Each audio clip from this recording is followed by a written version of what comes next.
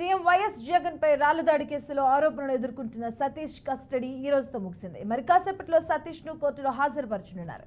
గత 2 రోజుల నుంచి సింగ్ నగర్ పోలీస్ స్టేషన్ లో సతీష్ ను విచారించిన పోలీసులు మరికొన్ని రోజులు కస్టడీ కోరే అవకాశం ఉన్నట్లుగా తెలుస్తుంది. A1 గా ఉన్న సతీష్ కు ఎవరెవరు సహకరించారో అనే కోణంలో దర్యాప్తు కొనసాగుతుంది.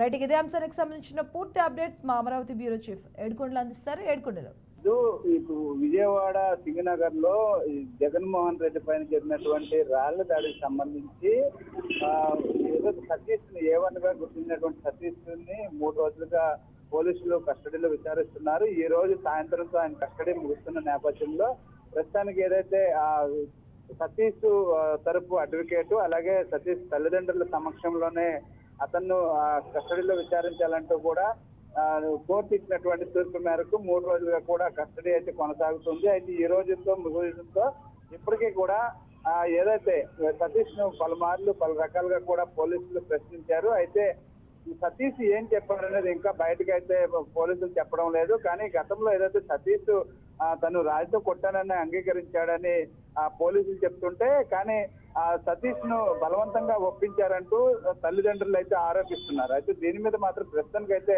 ఉత్కంఠ నెలకొందని చెప్పుకోవచ్చు. అయితే ఇప్పటికీ కూడా అనేక రకాలైనటువంటి ఆధారాలు ఇంకా లభించవలసి ఉంది కాబట్టి ఇప్పుడు మరొక కొన్ని రోజులు కస్టడీకి ఇవ్వాలంటూ కూడా ఈ రోజు మరొకసారి కోర్టులో పిటిషన్ వేయడానికి పోలీసులు సిద్ధమైనట్టుగా తెలుస్తుంది. అయితే సతీష్ ఉద్దేశపూర్వకంగా కొట్టాడా లేదంటే ఎవరైనా ప్రోద్బలంతో ఎవరైనా బలవంతంగా ఇవి చేపించారా అనే దాని కోణంలో కూడా పోలీసులు దర్యాప్తు కొనసాగిస్తున్నారు.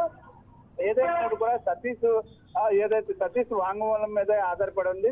తర్వాత సతీష్ ను మరొకసారి జడ్జి ముందు హాజరుపరిచేటువంటి అవకాశం అయితే కనిపిస్తూ ఉంది. మధు, ఈ రోజుతో ముగియనున్న నేపథ్యంలో ఈ కస్టడీ ముగియనున్న నేపథ్యంలో మరొక కొన్ని రోజులు తన కస్టడీకి ఇవ్వాలంటూ కూడా ఈ రోజు కోర్టును ఆశ్రయించేటువంటి అవకాశం అయితే కనిపిస్తూ ఉంది. Madhu, right, thank you Yedukondalu.